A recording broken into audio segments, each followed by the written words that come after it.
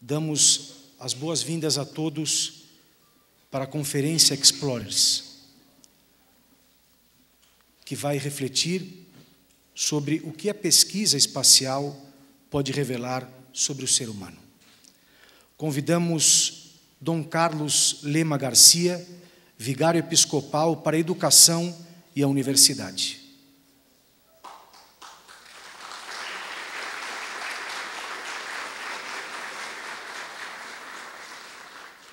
Convidamos também o pró-diretor acadêmico da FAPCOM, Padre Antônio Iraildo Alves de Brito.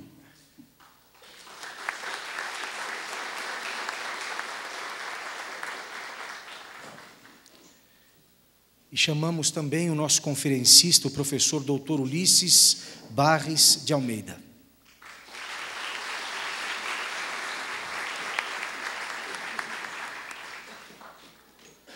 Nesse momento, com a palavra, o pró-diretor acadêmico da FAPCOM, Padre Antônio Iraildo Alves de Brito, que nos acolhe nesta noite. Boa noite a todos, a todas. Nós temos assim a grande alegria de receber cada um de vocês. Vocês viram que o nosso edifício tem um formato assim como que de um abraço. Não sei se o arquiteto pensou isso, mas de vez em quando eu vejo essa dimensão que a estrutura da FAPCOM tem como um abraço à cidade de São Paulo. Então, Dom Carlos, nosso abraço, o abraço da FAPCOM. Essa instituição nasceu para ser, de fato, referência no estudo da comunicação, não a comunicação pela comunicação, a comunicação com a igreja. O nosso fundador, o padre Tiago Berione, desde 1914, quando ele fundou os Paulinos, ele já tinha em mente a grande necessidade que a igreja e a sociedade teriam da comunicação, formação em comunicação. Nós estávamos conversando ali há pouco e falávamos justamente da necessidade que todos nós temos de uma formação acadêmica. Não podemos mais nos acomodar com o amadorismo. Então, a FAPCOM, ela nasceu há 10 anos, agora em 2015 nós estamos justamente no 10º ano. Ela nasceu para colaborar com a igreja e com a sociedade nesse sentido de formar lideranças no mundo da comunicação. Padre Alberione falava em a evangelização no sentido de falar de tudo que é assunto, mas cristamente.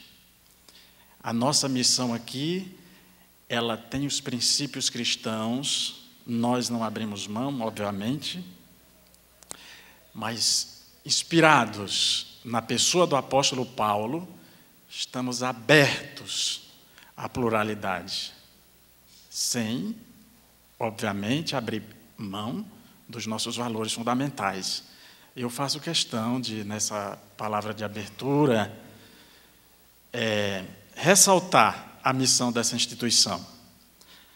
A nossa missão, ela quer promover o ser humano de uma forma integrada, através das áreas de comunicação, filosofia e tecnologia, com sólidos conhecimentos teóricos e práticos, para atuar no mundo do trabalho.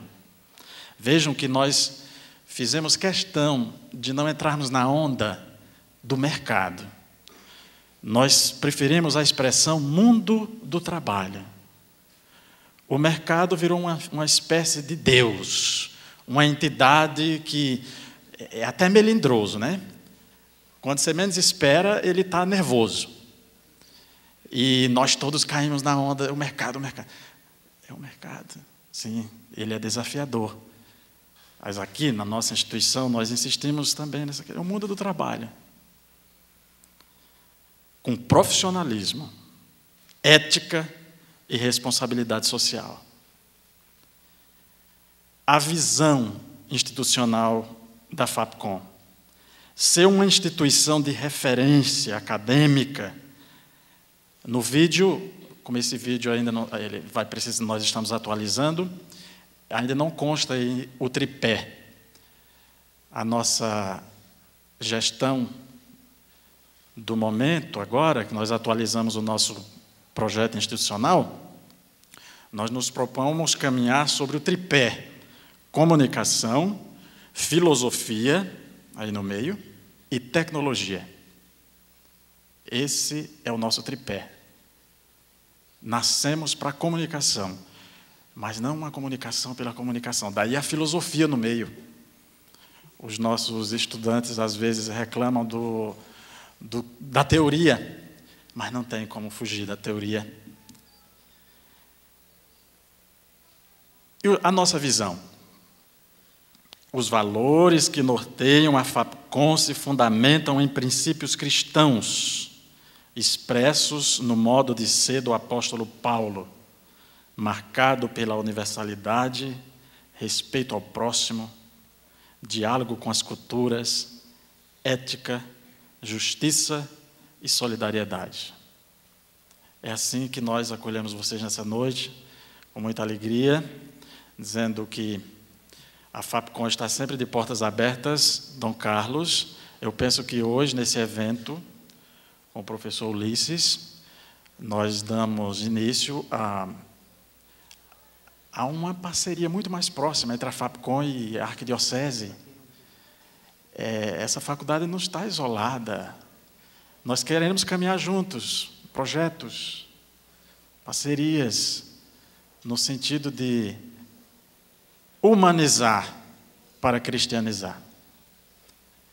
Nesse sentido, desejo a todos vocês uma ótima palestra, certamente um assunto bem curioso. Vamos todos ter bastante proveito. Ainda aproveito que, além dos cursos que foram citados aí, nós temos também fotografia, multimídia e audiovisual. São 3 cursos na área da graduação tecnológica.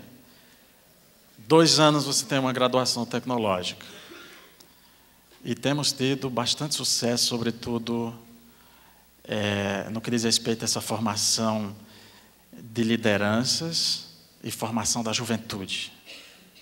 Nos encanta saber que, nesse auditório, nós presenciamos pais e mães de família emocionados, porque conseguiram, pela primeira vez, ter um filho com curso superior. Essa instituição, ela se norteia por esses valores humanos, ética, solidariedade, respeito e acolhida a todos. Sejam todos muito bem-vindos e fiquem todos à vontade nessa casa que também é de vocês. Obrigado.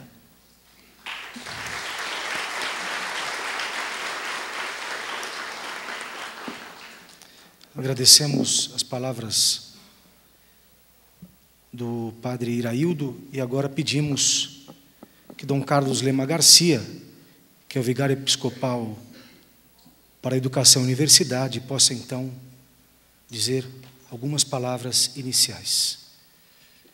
Inicialmente, eu gostaria de agradecer imensamente a acolhida da FAPCOM, aqui na pessoa do padre Iraildo, de toda a instituição, que nos recebeu logo que nós pedimos para promover esse evento aqui na sua sede, abriram todas as portas, colocaram toda a infraestrutura à nossa disposição. E eu queria também dizer que hoje é um dia, de certa maneira, histórico. Não porque seja o primeiro evento, aqui se fazem muitos eventos, mas desde que foi criado o Vicariato para a Educação e Universidade, nós já tínhamos planejado promover eventos de nível acadêmico, universitário, que favorecessem o diálogo entre fé e ciência, que ajudassem os pesquisadores, que ajudassem os estudantes a vencerem esse preconceito que às vezes existe, de dizer que uma pessoa é um grande cientista, que uma pessoa é um grande pesquisador e, portanto, ele tem uma lógica, ele tem uma cabeça fechada à transcendência, fechada à luz da fé. E por isso hoje nós temos a alegria de trazer aqui entre nós o professor Ulisses, que apesar de ser jovem em idade, já é de vasta experiência acadêmica, não só no Brasil como no exterior, para precisamente nos ilustrar os grandes avanços da pesquisa aeroespacial, que mostram a dimensão do mundo criado e, ao mesmo tempo, isso jorra uma grande luz ao próprio modo do homem se enxergar. Quando nós olhamos para o céu, nós vemos a grandeza do ser humano, né? Nós olhamos para o céu, nós vemos que existe algo que nós nem conseguimos suspeitar pela sua dimensão. Isso nos leva quase que irreprimivelmente ao conceito da criação, ao conceito de Deus. Então, eu penso que, ao trazer hoje o professor Ulisses, nós estaremos contribuindo para esse avanço na linha do conhecimento da fé e compaginando com a excelência acadêmica. As duas coisas, fé e ciência, como vamos ver esta noite, não estão em rotas diferentes, pelo contrário, ambas procedem da mesma origem, e quando uma pessoa aprofunda na pesquisa científica, ela necessariamente vai se encontrar também com os caminhos e as luzes que a fé nos dá. Então, eu fico muito contente em abrir este evento. Agradeço novamente ao Padre Iraildo e à FAPCOM pela acolhida, e também gostaria que vocês, antes de começar a palestra, conhecessem o currículo do professor Ulisses. Esse currículo foi resumido muito,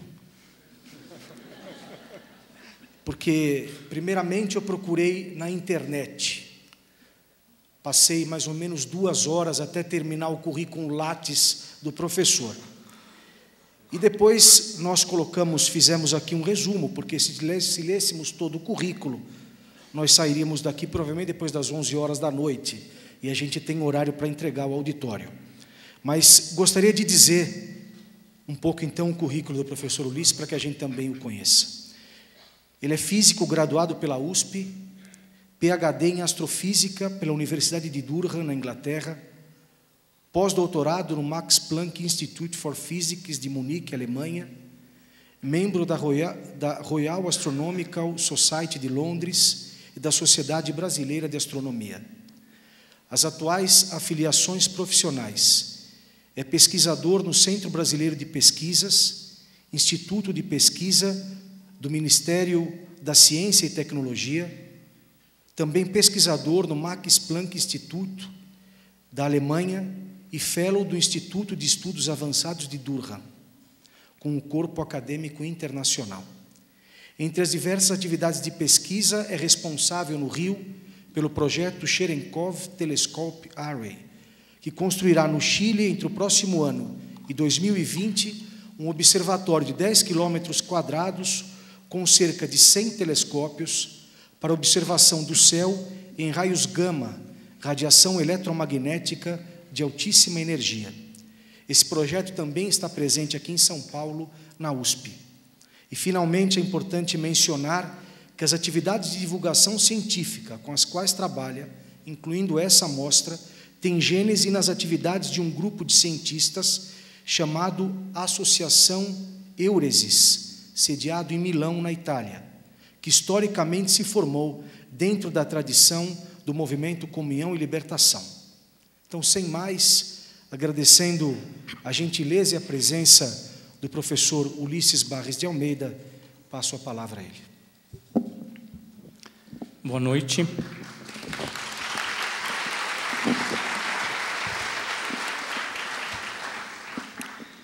Eu que, acima de tudo, agradeço a oportunidade de estar aqui, o convite.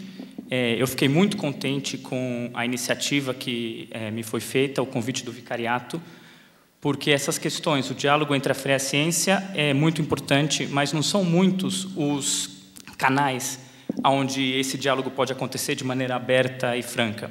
Então, a iniciativa do vicariato é realmente uma coisa única e importante, e eu sou muito contente de poder estar aqui fazendo esse diálogo com vocês. Apresentar essa mostra, que foi um trabalho que eu fiz há 2 anos com esse grupo da Associação Eurasis, para mim é um grande prazer, porque toda vez que eu falo sobre essas coisas, eu entendo mais o meu trabalho de cientista. A questão de qual é a relação entre a fé e a ciência, ou a razão e a fé, é fundamental para mim e para tantos de nós. Eu acho que o ponto inicial para se estabelecer um diálogo entre as duas é no nível daquilo que a gente chama na igreja de senso religioso, ou seja, as perguntas fundamentais que o homem carrega consigo desde que ele nasce. Não? A necessidade de um sentido para a vida, de um sentido para as coisas, de entender uma razão para o universo, o desejo de beleza, a necessidade de justiça nas coisas, a necessidade de verdade na realidade, no confronto com a realidade. Essas perguntas fundamentais são aquelas com as quais o homem, ao se deparar primeiramente com a realidade, se confronta. Não? E é a partir dessas perguntas que se inicia o relacionamento do homem com a realidade, que se inicia o conhecimento do mundo, o conhecimento do outro. Então, tem que ser a partir delas, desse conjunto de exigências originais, que é o tecido mais próprio do homem, que o diálogo entre fé e razão primeiro se estabelece. Do ponto de vista do surgimento da ciência, do início do movimento do cientista em se perguntar sobre a realidade, é talvez simples entender a relação entre essas perguntas e o mecanismo da ciência, né? A curiosidade do homem em conhecer a realidade para poder aprofundar a resposta a essas perguntas. Mas nessa mostra eu queria fazer a pergunta inversa, porque essa, como cientista, me preocupava e me incomodava mais. Uma vez que o mecanismo da ciência começou a se mover, começou a produzir resultados, a gente começou a conhecer o mundo a partir do ponto de vista científico, ou seja, uma descrição mecânica da realidade, o que esse conhecimento científico traz como resposta original às minhas perguntas fundamentais? Ele incrementa elas, ou uma vez que o mecanismo científico começou a partir delas, a partir dessa curiosidade original, ele se distancia. E aí a ciência e a fé, ou a ciência e o senso religioso, tomam dimensões totalmente que não tem mais um ponto de tangência. A mostra nasceu do desejo de responder essa pergunta. E é por isso que eu achei muito pertinente o título que me foi sugerido num diálogo com o Padre Evandro, que é o que a pesquisa espacial pode revelar sobre o ser humano. Antes de começar a palestra, eu tenho que dizer que ela foi feita para um meeting, um encontro cultural, que acontece na Itália todo ano, que também nasceu da tradição do movimento Comunhão e Libertação, que chama Meeting de Rimini, a cidade onde se realiza. E no ano passado, no ano de 2014, o título do meeting era As periferias do mundo e da existência. O destino não deixou o homem só. Foi no confronto com o título proposto pelo meeting do ano passado que nasceu a ideia dessa mostra. Em 2013, foi feito o anúncio que, no dia 25 de agosto, que a espaçonave Voyager, que alguns de vocês talvez conheçam, quem não conhece vai ficar conhecendo aqui, tinha finalmente, depois de viajar por quase 40 anos e percorrer uma distância de 18 bilhões de quilômetros, tinha chegado ao confim do sistema solar. E, atravessando aquela que se chama heliopausa, a barreira final do sistema solar, tinha entrado no espaço interestelar. A Voyager se tornou, assim, o objeto feito pelo homem mais distante. Não? É o limite extremo da presença humana no cosmos. Então, quando eu vi o título do meeting, eu fiquei muito provocado dessa relação com a Voyager. Além disso, durante aquele ano de 2013, quando a gente teve essa ideia, tinha um outro evento muito importante acontecendo, que era o início do pontificado do Papa Francisco. E eu queria ler para vocês uma frase do Papa Francisco, que está no slide, que foi muito provocadora e foi o que nos fez definir o desejo de fazer esse trabalho, de fazer esse estudo. Ele diz: estou convencido de uma coisa.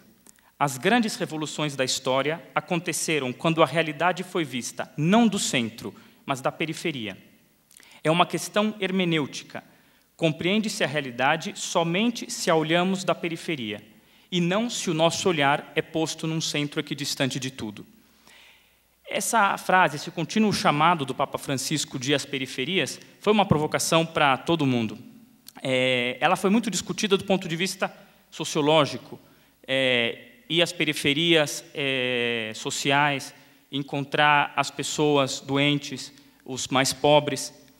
Mas, diante desse evento da Voyager e do título do meeting, eu ficava me perguntando, junto com alguns colegas, se essa frase do Papa, já que ele coloca ela de maneira tão geral, que a periferia é o modo privilegiado para se conhecer a realidade, valia também para os extremos de conhecimento que a ciência nos leva, e, em particular, para esse extremo último da fronteira cósmica a que a Voyager chegou. A Voyager chegou tão longe que a próxima fronteira, para que ela cruze a próxima fronteira que a gente tem na escala de distância do universo, ela teria que viajar por outros 12 mil anos.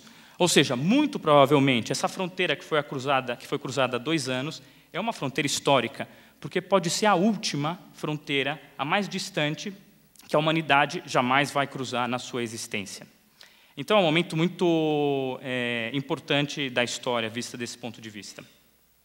A gente decidiu colocar o título da mostra como Explorers, ou seja, os exploradores, e não a exploração do sistema solar ou a exploração do universo, porque a gente queria propor às pessoas que vissem esse trabalho uma experiência. Ou seja, não fazer uma apresentação didática do que a Voyager ou as missões espaciais conheceram do sistema solar, mas que as pessoas pudessem participar da experiência dos homens que fizeram essa pesquisa, que fizeram essas viagens, de modo que elas pudessem compartilhar e julgar por si mesmas se essa frase do Papa, que a gente também queria saber se era verdade ou não, e quando começamos a mostra a gente não sabia, é verdade para a pesquisa científica. Ou seja, a gente quis propor uma experiência, e é isso que eu vou tentar propor para vocês aqui, acompanhar a experiência humana que as pessoas que fizeram a exploração espacial tiveram enquanto faziam ela. Aquilo que me dá segurança, aquilo que deu segurança para a gente de fazer uma proposta assim, é o fato de, como a gente falou no começo, aquilo que faz com que a pesquisa científica se inicie dentro do coração do pesquisador é a mesma coisa que faz com que todos nós nos movamos, não? São as questões fundamentais do senso religioso. Todo mundo nasce com uma série de perguntas que precisam de resposta. E a exigência a essas respostas é que faz o homem caminhar, o homem buscar novas experiências, estudar, construir família, aceitar desafios. É para responder a essas perguntas. Num certo sentido, a exploração daquilo que está fora de nós é para a gente fazer experiências que nos permitam conhecer de se explorar. A próxima citação que eu mostro para vocês é uma belíssima citação de Chesterton, um grande escritor católico inglês, que ecoa de maneira poética essa coisa que o Collins diz e que faz lembrar o senso religioso. Tornei-me peregrino para curar-me de ser um exilado. A razão pela qual a gente foca nessa mostra sobre a exploração, e não só sobre o conhecimento científico puro, é porque a exploração envolve um outro aspecto. A exploração envolve você sair de onde você está e entrar em contato físico com uma realidade nova. Ou seja, envolve uma experiência do objeto novo. E essa experiência é muito importante para o conhecimento. É diferente do conhecimento acadêmico, simplesmente relatado num livro.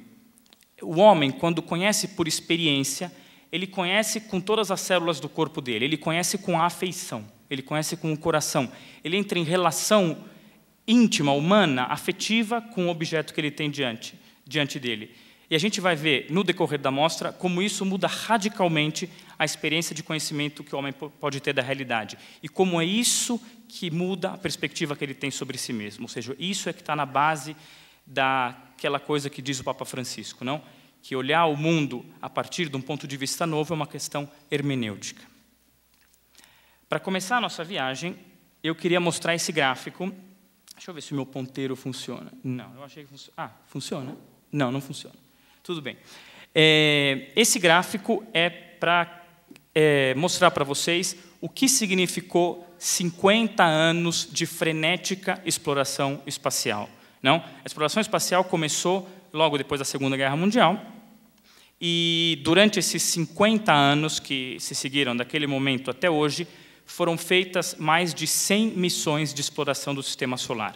Sejam missões sondas, sondas que pousaram nos diversos corpos celestes, sondas tripuladas, missões tripuladas, mais de 100 missões foram feitas. É uma quantidade gigantesca, enorme, é um grandíssimo testemunho ao ímpeto humano, se você imaginar a dificuldade e a quantidade de dinheiro e os riscos envolvidos em cada uma dessas missões. Vocês podem ver ali a Terra, da onde saem todas as linhas coloridas, e cada um dos destinos dessas linhas é um corpo do Sistema Solar. Não? É muito evidente o Sol, próximo do Sol, Mercúrio, depois abaixo Vênus, a Lua, logo acima da Terra, Marte, um pouco mais distante. Para os corpos celestes próximos, o número de missões foi grandíssimo. Conforme a gente vai se afastando, a dificuldade das missões cresce, e o número de missões que se propuseram a esses lugares distantes diminui bastante. Até que, quando você chega nos últimos 2 planetas mostrados nesse gráfico, que é Urano e Netuno, os 2 planetas azuis, no fim, existe uma única linha que chega até eles. Pois bem, essa única linha é a missão espacial Voyager. E, olhando esse contexto, dá para se entender como essa missão é especial. Então, por essa razão, a gente escolheu seguir ela. Foi a missão mais ambiciosa, a mais longa e a que chegou mais longe da história da exploração espacial. Ela passou por todos os planetas externos do Sistema Solar, ou seja, Júpiter, Saturno, Urano e Netuno. E desses 2 últimos, Urano e Netuno, tudo que a gente sabe sobre eles praticamente vem do trabalho dessa sonda. Então, ela é realmente um guia muito especial para nós. Eu falei que a exploração espacial começou logo depois da Segunda Guerra. O contexto do início da exploração espacial foi a Guerra Fria. E todo mundo sabe as motivações que levaram os governos a arriscar tanto e a gastar somas enormes de dinheiro para fazer esse grande número de missões. A Guerra Fria foi esse embate de influência entre os Estados Unidos e a União Soviética que motivou e financiou a exploração espacial. Sem esse desejo do poder de financiar a exploração espacial, provavelmente ela nunca teria acontecido. Né? Para vocês terem um pouco a cronologia da exploração espacial e do que significou esse embate, eu fiz uma pequena linha do tempo aqui. E a coisa interessante dessa linha do tempo é que a União Soviética ganhou todos os primeiros lugares, exceto um. Os soviéticos mandaram, em 57, o primeiro satélite, o Sputnik. Logo depois, no ano seguinte, o Sputnik 2 levou um cachorrinho, não? A Laika. Em 61, Gagarin foi o primeiro homem no espaço. Em 63, a primeira mulher. Antes, eles tinham mandado a primeira sonda para Vênus, Venera 1, que teve sucesso. E, em 65, o primeiro homem a andar no espaço também foi soviético, ganhando dos americanos, nesse caso, só por 3 meses, mas ainda assim ganhando. Os americanos venceram só 2 barreiras na corrida espacial, que foi a primeira manobra de atracar uma nave na outra, chamada de docking, uma manobra técnica, e, óbvio, com o Apollo 11, a chegada do primeiro homem à Lua, e essa foi a grande vitória. Esse ímpeto americano de, em pouco menos de 10 anos, sair do nada, dos primeiros satélites à conquista da Lua, foi fortemente motivada pelo poder. Aqui vocês podem ver o discurso que o Kennedy, um pedaço do discurso que o Kennedy fez no dia 12 de setembro de 62, na Universidade de Rice, onde ele, vendo como os russos tomavam a dianteira nessa briga ideológica, incita os americanos a, antes do fim da década, ou seja, em menos de 10 anos, em menos de 7 anos, chegar a pousar na Lua, o que é uma empresa fenomenal. É interessante observar aqui que o poder, para conseguir esse objetivo, ele tem que se valer, porém, de uma coisa. Ele toma posse, no seu discurso, do senso religioso do homem, desse desejo, dessa necessidade original do homem de explorar, de conhecer. E ele usa ela como motivação para sustentar a sua agenda, a sua empresa. É verdade que sem o poder não existiria provavelmente modo de financiar a exploração espacial, mas só com o desejo do poder, me parece que não teria possível ter sustentado uma empresa tão difícil por tantos anos. Era algo que o homem, no seu íntimo, desejava, necessitava, buscava. Olha o que o Kennedy fala. Se esta breve história do nosso progresso nos ensina alguma coisa, é que o homem, na sua busca por conhecimento, demonstra grande determinação e que não é possível dissuadi-lo da sua empresa. De novo, as mesmas palavras similares com o que a gente já ouviu. Tudo nos pede de honrar este empenho, de resolver estes mistérios, para o bem de todos os homens e para nos tornarmos a nação líder na corrida para o espaço. Então, a dinâmica fica claríssima, não, de como ele constrói o discurso. O fato é que ele faz a proposta, os americanos seguem e conseguem o objetivo que eles desejavam. Eu queria citar outras duas para explicar bem, para mostrar como essa relação entre o poder e o senso religioso do homem, que vem instrumentalizado, mostrar duas citações que mostram como o homem realmente só pôde chegar onde chegou por causa do seu coração. A primeira é uma frase de Saint-Exupéry, onde ele diz: se queres construir um barco, não reunir os homens para cortar a lenha, dividir as tarefas e pôr-lhes ordem, mas ensina-lhes a nostalgia pelo mar vasto e infinito. Quer dizer, faz com que as pessoas se deem conta do coração delas, das exigências fundamentais que elas têm, porque é por isso que elas se movem. Ou, mais interessante ainda, é ouvir um grande ateu, um cético, Isaac Asimov, um escritor de ficção científica muito conhecido, que diz: penso que mesmo que não tivéssemos necessidade da exploração espacial para satisfazer necessidades materiais, ela seria ainda necessária por razões, e eu odeio dizer esta palavra, espirituais. Ou seja, mesmo o mais cético dos céticos, sendo leal consigo mesmo, tem que afirmar isso. Quer dizer, o coração é igual em todos os homens.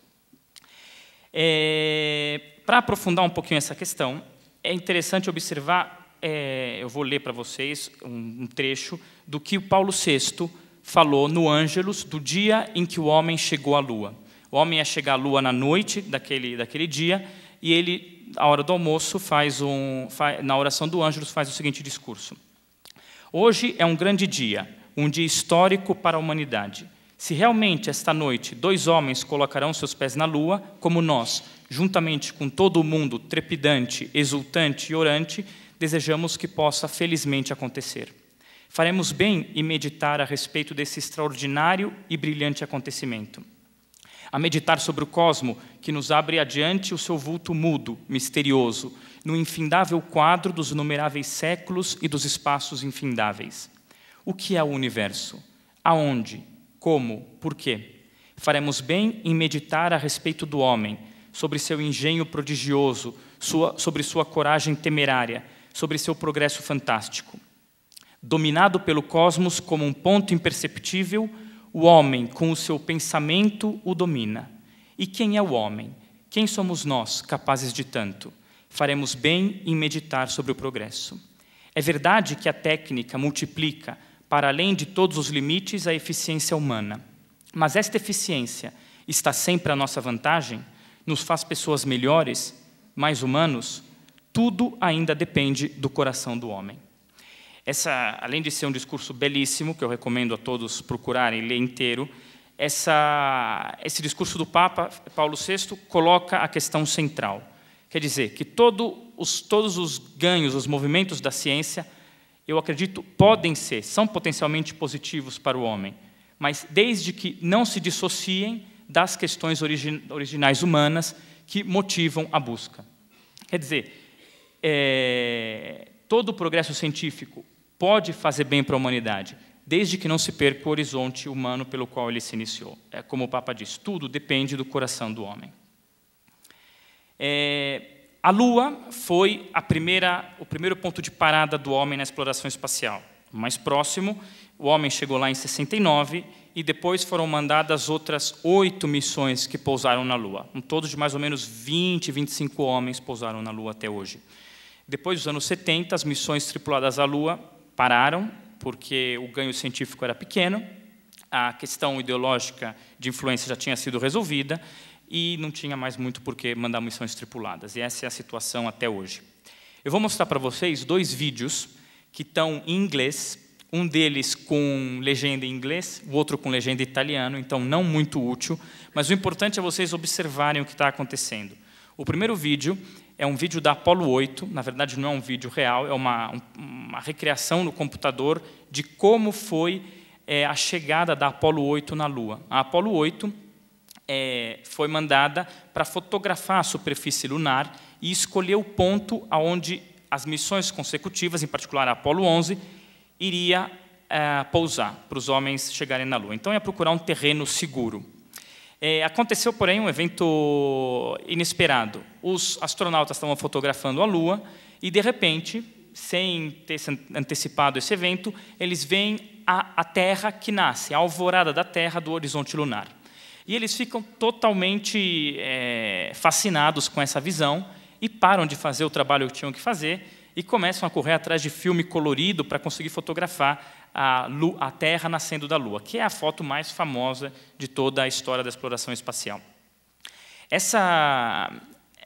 Esse vídeo é interessante porque ele mostra, quer dizer, tem que entender quem são os astronautas. Os astronautas são escolhidos para serem astronautas porque eles funcionam como robôs. Não? Eles têm a capacidade de trabalhar em situações de extrema dificuldade, sem nenhum envolvimento emocional. Quer dizer, eles conseguem fazer tarefas sobre a máxima pressão, sem desviar do que eles estão fazendo. É um trabalho de super precisão.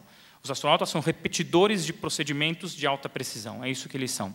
Em particular, esses homens da Apollo 11 estavam também entre os melhores pilotos de caça dos Estados Unidos na época. Eles estavam entre os melhores pilotos de bombardeiros do Vietnã. Então, são pessoas que não são facilmente impressionáveis. E ver a excitação desses homens, não? Que estão numa cápsula que deve ser do tamanho, o espaço vital não muito maior do que o quadrado dessa mesa aqui onde a gente está, orbitando a Lua pela primeira vez. Param de prestar atenção no que estão fazendo para fotografar a Terra que nasce da Lua, realmente aquilo tocou o profundo deles. Então, não é um evento banal, é interessante observar. O segundo vídeo é a filmagem original do homem pousando na Lua, não? Apollo 11, Neil Armstrong e os outros pousando na Lua pela primeira vez. E o que eu queria que vocês observassem, além de toda a dinâmica lá, é como eles, já sabendo o que espera da Lua, porque já tinham estudado tudo antes, sabiam como era a superfície, sabiam quanto que era a gravidade, sabiam que não tinha atmosfera, etc. Mas ainda assim, como eles começam a como que brincar, se relacionar com aquele novo ambiente para conhecer ele de um modo diferente. Que é, só para ilustrar, a questão da diferença entre o conhecimento transmitido por alguém num livro, um conhecimento acadêmico, e o conhecimento da experiência, não? O relacionamento com o objeto do conhecimento como é diferente. Então, vou mostrar esses 2 vídeos para vocês, depois a gente continua.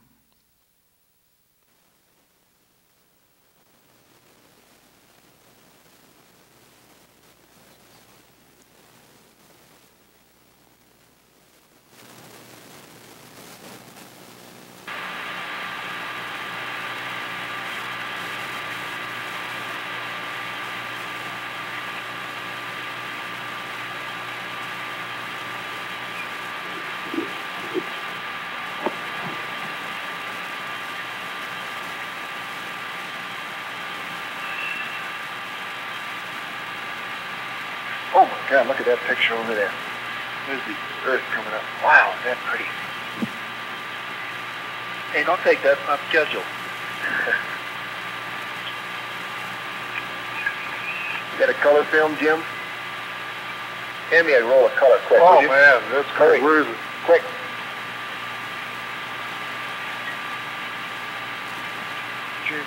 Down here?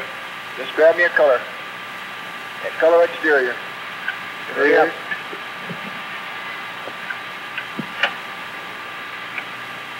Got one? Yeah, I'm looking for one. C368. Anything, quick. Here. Got it. We missed it.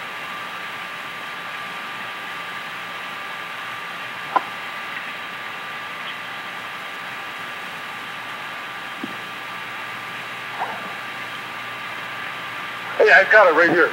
Let me get out this thing. It's a lot clearer.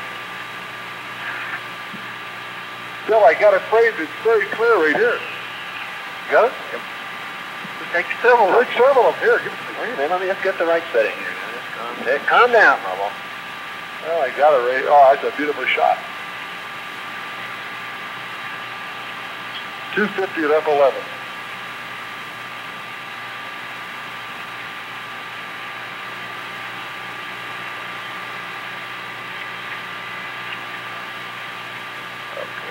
Now there's exposure. I did. I picked you up there. You sure you got it now? Yeah, it'll come up again, I think.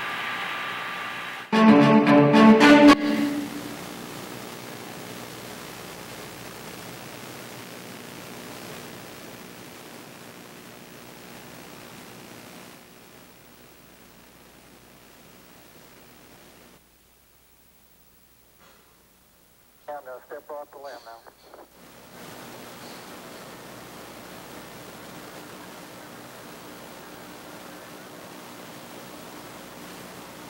That's one small step for man, one giant leap for mankind.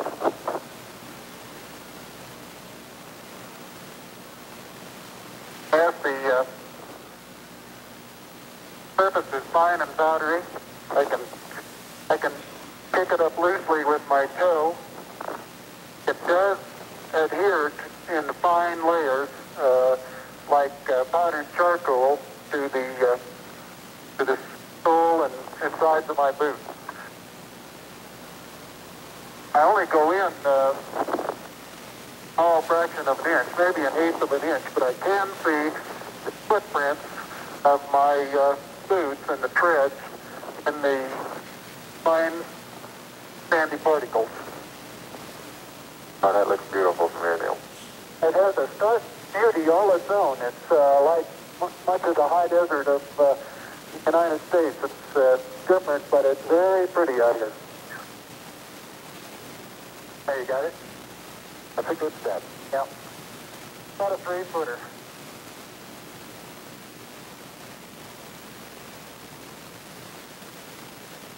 Beautiful view. Isn't that something? Magnificent sight out here. Magnificent desolation.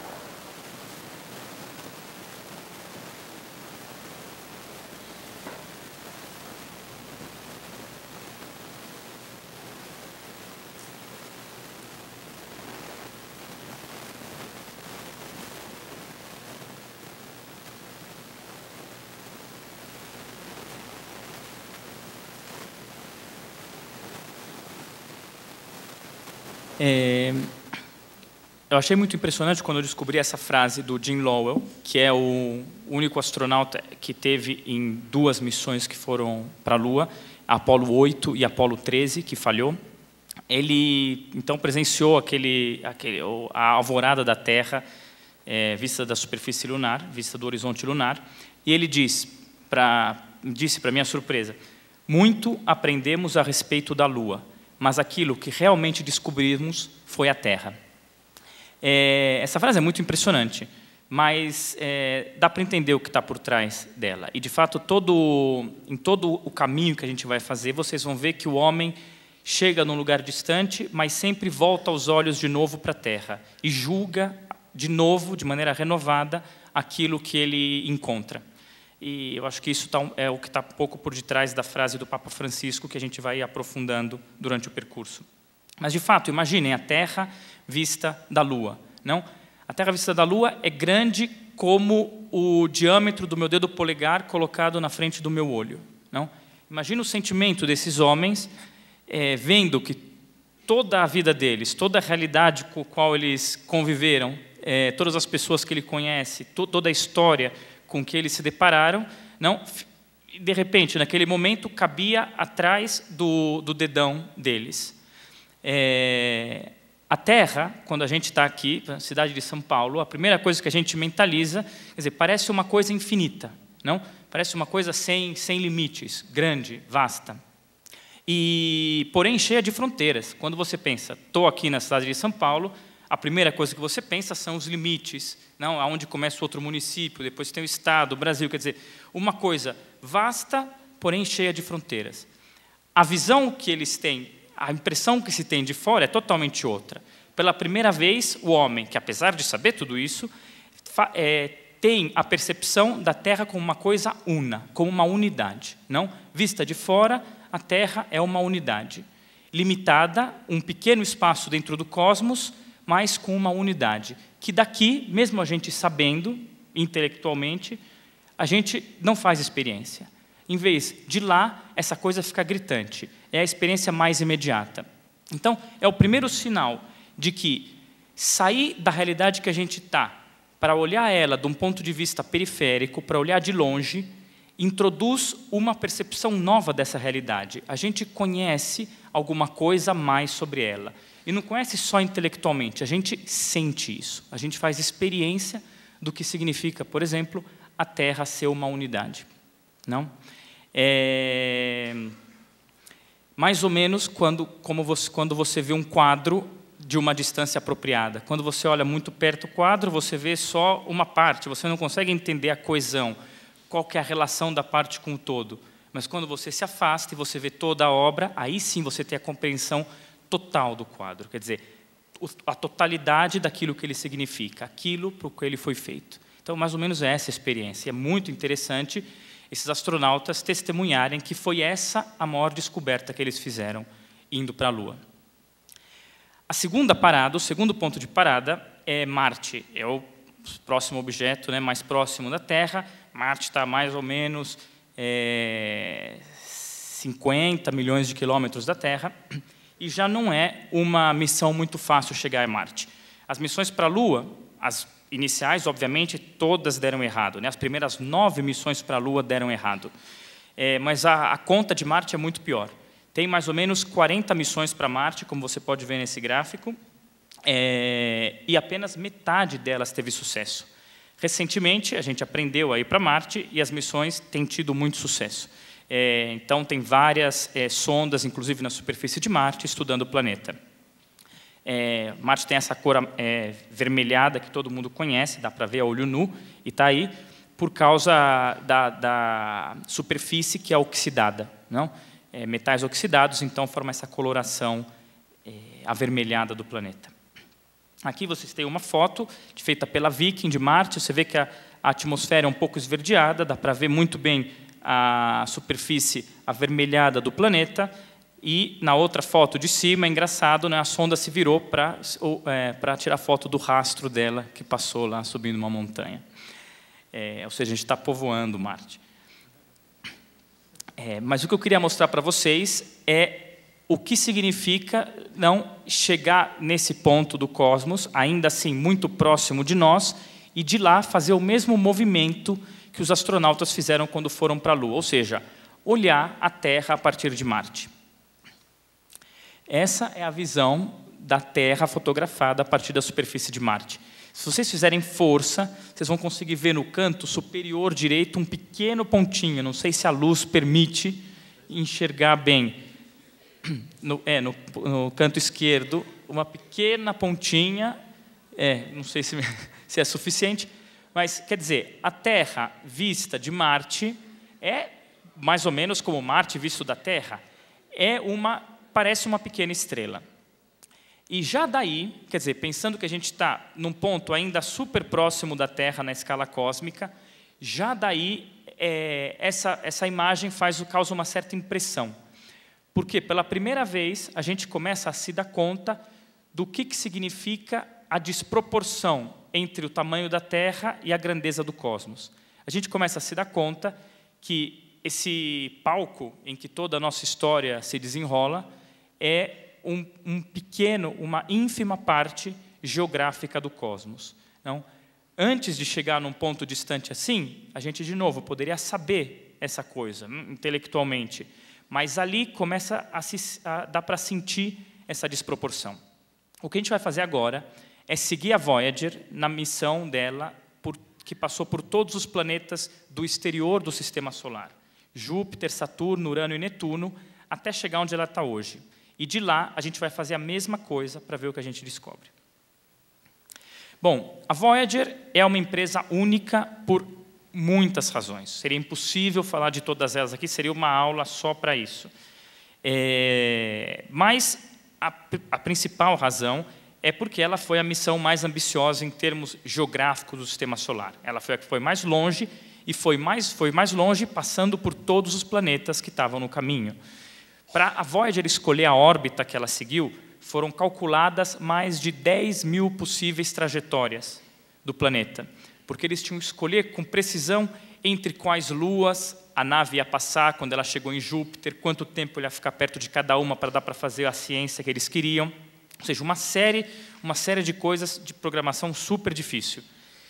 Era tão difícil a missão da Voyager que eles decidiram fazer não uma, mas duas. Então, tem duas cópias idênticas dessa missão, a Voyager 1 e a Voyager 2. Para caso uma delas falhasse, a outra pudesse cumprir pelo menos a missão básica, que era visitar Júpiter e Saturno. Não? A missão completa, na Júpiter, Saturno, Urano e Netuno, foi chamada de Grande Tour. E a Voyager conseguiu fazer isso. Quer dizer, a Voyager 1 chegou em Júpiter e Saturno e conseguiu passar pelos dois planetas, fazendo todas as medidas que eles queriam que ela fizesse. Uma vez isso tendo sido feito, eles falaram, ok, então a gente está seguro agora com a Voyager 2. O que eles fizeram? Eles redirecionaram a Voyager 1 para pegar uma rota mais rápida e seguir diretamente para fora do Sistema Solar, que foi o que aconteceu depois, no ano de 2013. Enquanto que a Voyager 2 seguiu o mesmo caminho, reestudando Júpiter e Saturno, e pegando uma trajetória mais longa para poder ir para Urano e Netuno. Atualmente, ela também já passou por Urano e Netuno e está em direção ao confim do Sistema Solar. A missão Voyager é muito interessante de ver como ela surgiu. Em 1968, um estudante italiano que estava na NASA teve como projeto de tese calcular possíveis órbitas de naves de missões espaciais, e ao fazer esse cálculo, ele descobriu que em 77, ou seja, dali 9 anos, todos os planetas externos, Júpiter, Saturno, Urano e Netuno, estariam alinhados de modo que seria possível passar por cada um desses planetas numa viagem espacial. Agora, por que isso é importante? Porque quando eu mando um foguete para fora da Terra, ele sai com muita energia, ele sai com muita velocidade da superfície da Terra. Mas para vencer a barreira gravitacional e sair do planeta sem cair de novo, ele perde muita energia, não pela atração gravitacional da Terra, ele é muito freado. Então, quando ele chega no espaço, ele tem uma velocidade muito menor do que a velocidade com a qual ele partiu. Então, ele leva tempos longos para atravessar grandes distâncias. Se eu quisesse mandar uma missão a 18 bilhões de quilômetros, seria impraticável. Eu teria que esperar centenas de anos para a missão ser completada e seria impossível seguir o estudo do objeto, não o estudo da sonda. Porém, existe uma técnica, que é a técnica que é usada para as missões espaciais de longa distância. Você pode passar próximo de um planeta e entrar no campo gravitacional desse planeta, e quando você entra no campo gravitacional desse outro planeta, a nave é acelerada. Ela é acelerada, ganha velocidade, faz um pouco da órbita e depois é lançada, como num estilingue, com uma velocidade maior do que a qual ele chegou. Ou seja, é um modo de se acelerar a espaçonave sem precisar gastar combustível, porque não é viável levar grandes quantidades de combustível para o espaço, é muito caro, ocupa muito espaço. Então, para a Voyager conseguir chegar onde ela chegou, era necessário esse alinhamento dos planetas, porque sem ele seria impossível chegar até o confim do Sistema Solar. Então, o que a Voyager fez foi passar por um, acelerar, ir até o outro, acelerar e assim por diante. Esse alinhamento acontece a cada 150 anos, ou seja, ou eles faziam a missão em 9 anos e lançavam ela numa janela de 1 mês, no ano de 77, e tinha que ser naquele mês, senão era perdida as possibilidades não de trajetória, ou eles teriam que esperar 150 anos. E quando eu conversei com o Ed Stone, que é o chefe do projeto Voyager, ele me disse que o Congresso americano foi facilmente convencido disso, porque o Thomas Jefferson já tinha perdido essa oportunidade e o atual presidente não queria cometer o mesmo erro. Então, foi muito fácil conseguir o dinheiro para a Voyager. O fato é que em 9 anos, quer dizer, eles fizeram o projeto da missão, começaram a construir ela e teve sucesso. Para vocês terem uma ideia do que significou a revolução da Voyager, a missão era tão complicada que essa é a primeira sonda que usou computadores de bordo. Antes da Voyager, era tudo controlado por telemetria da Terra. Mas a Voyager precisava de cálculos tão complexos e de uma resposta tão precisa que ela foi a primeira a carregar computadores que tomavam decisões autonomamente. Ou seja, uma grandíssima revolução. Aqui, eu já expliquei a questão da sonda gravitacional para vocês. Vocês podem ver as órbitas que a Voyager levou, não? Então, saindo da Terra, você vê a Voyager 1 em amarelo, a Voyager 2 em azul. As duas saíram lá entre setembro e agosto de 77, e cada uma delas fez o seu caminho, né? Em 79, depois de 2 anos de viagem, chegaram a Júpiter, mais 1 ano para chegar até Saturno. Depois, a Voyager 1 foi para fora do Sistema Solar, saindo inclusive da órbita dos planetas, né? Ela saiu do plano dos planetas, enquanto a Voyager 2 chegou em 86 em Urano, 89 em Netuno, e depois continuou também para o confim do Sistema Solar. Aqui é só para mostrar um gráfico um pouco técnico, não? Cada vez, esse gráfico, essa linha vermelha que vocês veem, é a velocidade da Voyager. Você viu? Ela sai da Terra e vai perdendo velocidade, conforme vai se afastando também do Sol, que exerce força gravitacional e segura a espaçonave. Aí, quando chega a Júpiter, ela usa esse estilingue gravitacional, ganha velocidade e sai com uma velocidade maior do que ela estava, e faz isso com cada planeta, assim, ganhando velocidade na passagem. Bom, aqui vocês têm uma foto da Voyager, né, da sonda. Ela tem mais ou menos 6 metros de altura e 14 metros de comprimento. Nessas antenas, que tem do lado esses 2 braços, então, 12 instrumentos que servem para tirar fotografias, medir campo magnético, detectar oscilações de ondas de rádio, medir as partículas que estão no espaço, todas as coisas necessárias para se estudar o ambiente dos planetas e do Sistema Solar. Uma coisa interessante da Voyager é que ela chegou tão longe, que aonde ela está hoje, a luz solar não pode mais ser usada como bateria. Normalmente, as sondas próximas à Terra usam o Sol como fonte de energia elétrica. Mas não é possível isso com a Voyager. Então, eles usaram uma bateria de plutônio, decaimento radioativo, que produz calor e gera corrente elétrica para a sonda. Isso significa que a Voyager tem um tempo de vida bem definido. E, de fato, a partir do ano de 2020, a energia disponível para a Voyager vai ficar menor, eles vão começar a desligar os instrumentos, e a Voyager vai ser totalmente desligada em 2025, e vai ficar vagando pelo espaço sozinha. Para vocês terem uma ideia do que significa o fato da Voyager estar funcionando até hoje, é muito impressionante. A tecnologia, a eletrônica da época, eletrônica dos anos 70, a complexidade do meu celular é infinitamente superior à da Voyager. Em termos de memória e capacidade de processamento, o celular tem 10.000 vezes mais capacidade do que os computadores que estão na Voyager. E ainda assim ela funciona, ou seja, é um testemunho à proeza científica. A Voyager tem um aspecto interessante. 6 meses antes dela ser lançada, Carl Sagan, um importante astrônomo da época, que era parte da missão Voyager, teve a ideia de colocar na espaçonave um disco, que vocês podem ver como um círculo dourado ali do lado do corpo da nave. Esse disco é um disco de vinil, recoberto de ouro, para manter, né, para não ser afetado pelas partículas dos raios cósmicos, as partículas que estão no espaço. E ele contém, gravado nele, imagens e sons da Terra. Eles quiseram como que colocar na Voyager um sinal, um cartão postal, uma assinatura de quem criou esse objeto, visto que ele iria para tão longe e tinha como destino ficar vagando na galáxia. O disco maior que vocês veem à direita é a capa que cobre a Voyager.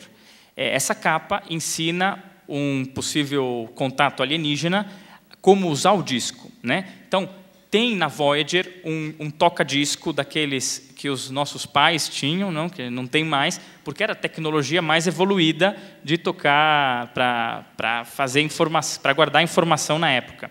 Então, eles colocaram um toca-disco com agulha e tudo dentro da Voyager, e aqui ensina como tocar, a que velocidade rodar o disco, etc. Não? E também colocaram um mapa. Essas linhas que você vê no canto inferior esquerdo do disco é um mapa que permite uma civilização inteligente com algum conhecimento de astronomia identificar da onde veio a sonda de maneira inequívoca. Não? Eu posso explicar rapidamente para vocês como funciona. Cada linha dessas representa aquilo que a gente chama de pulsar. É uma estrela que gira a alta velocidade e emite pulsos, como um farol. Cada pulsar é único, no sentido de que o período de rotação, portanto, a frequência dos pulsos desse farol é única, não se repete. Então, a distribuição angular dos pulsares é dada pela distribuição angular das linhas, então você sabe que direção ele está com relação ao centro, até aí nenhum mistério. O comprimento da linha dá exatamente o tempo de rotação do pulsar, medido em termos do nível fundamental de vibração do hidrogênio, que é uma coisa física, porém, que é uma referência igual para qualquer lugar do universo. Então, uma civilização alienígena que conheça física, que estudou mecânica quântica, consegue ler essa coisa e saber, é o pulsar que está rodando 1000 vezes por segundo naquela direção, o pulsar, traçar as linhas e achar o sistema solar. É muito engenhoso. Agora, quem fez isso, fez com... porque achava que seria interessante colocar um sinal, no caso da existência de vida extraterrestre, colocar um sinal de que nós existimos, de que fomos nós que fizemos isso. Mas sabia também que a probabilidade de um tal encontro é super pequena. Porque mesmo que existam formas evoluídas de vida na galáxia, a galáxia é uma coisa imensa. E a probabilidade de um encontro é muito pequena. De todo modo, um tal gesto testemunha que o homem, quando ele sai para explorar, ele sai à busca de alguma coisa, ele também sai na busca de um contato. Não? O homem, nas suas empresas, ele sai em busca de um relacionamento. Todos nós, se a gente pensar na nossa vida, quando a gente faz alguma coisa, quando a gente vai para algum lugar novo, quando a gente toma alguma decisão, a gente sempre sai em busca de um relacionamento, de um contato com algo que possa enriquecer a gente, não de um diálogo. Esse é um grande testemunho que também isso aconteça num aspecto quase insólito, como a exploração espacial. Agora, uma outra coisa, um outro pensamento interessante que me ocorreu uma vez que eu estava apresentando a mostra na Itália, é que, a chance de um contato é muito pequena. Porém, a gente sabe da astrofísica que a vida na Terra não vai ser infinita, não? Mesmo que a vida se sustente no planeta durante toda a existência do planeta, o Sol, num certo momento, isso está calculado há mais ou menos 5 bilhões de anos, vai expandir, vai explodir, e a vida na Terra não vai existir mais. Então é interessante pensar que a Voyager, esse disco na Voyager, vai permanecer, talvez, daqui muito tempo, como o único sinal material do evento fenomenal que aconteceu nesse ponto do cosmos. Talvez o evento único que aconteceu nesse ponto do cosmos. Quer dizer, a existência do ser humano, a existência da vida consciente. Ou seja, um testemunho de que, em algum momento na sua história, o cosmos infinito ganhou consciência de si mesmo, começou a refletir sobre si mesmo, se conheceu. Então, esse disco da Voyager permanece também como um testemunho disso. Quando eu estava preparando a mostra, eu tive a chance de encontrar com o Ed Stone, o chefe do projeto. Ele é o chefe do projeto desde a década de 70. Ele foi chamado para começar o projeto e é responsável por ele até hoje. Na conversa com ele, ele me falou uma coisa muito interessante que eu leio para vocês. Ele disse: somos felizes por estarmos perplexos. Aprende-se mais quando encontramos coisas que não podemos explicar facilmente. Se observássemos fenômenos imediatamente interpretáveis, então é provável que exista pouco para se aprender e que se tratem de coisas que já conhecíamos. Isso é uma afirmação que pode se tomar como banal na ciência. É óbvio, você sai para pesquisar para conhecer coisas novas. E o interessante é conhecer coisas novas que você não sabia ainda. Porém, essa frase me ajudou a entender o subtítulo do meeting. O título do meeting era Rumo às periferias da existência e do mundo. E depois o subtítulo era O destino não deixou o homem só. Eu entendi o que significa essa frase a partir dessa coisa que esse cientista me disse. Por quê? No começo da apresentação, a gente falou que o homem explora porque ele tem perguntas originais que necessitam de resposta. Ele tem como que uma nostalgia original. Tem alguma coisa dentro de mim que indica uma falta, que precisa ser respondida, que precisa ser completada. Eu permanecer no estado que eu estou não basta. Eu preciso de alguma coisa a mais. Que é ignota, eu não sei a priori o que é, mas eu preciso dessa coisa. E todo o movimento da vida do homem, seja de grandes coisas como a exploração espacial, seja como do banal do dia a dia da vida, tudo começa por causa disso. Tudo se pauta por isso. Tem como pano de fundo isso. Não é óbvio, porém, que o homem, ao se lançar num relacionamento com a realidade, consiga estabelecer com ela um diálogo.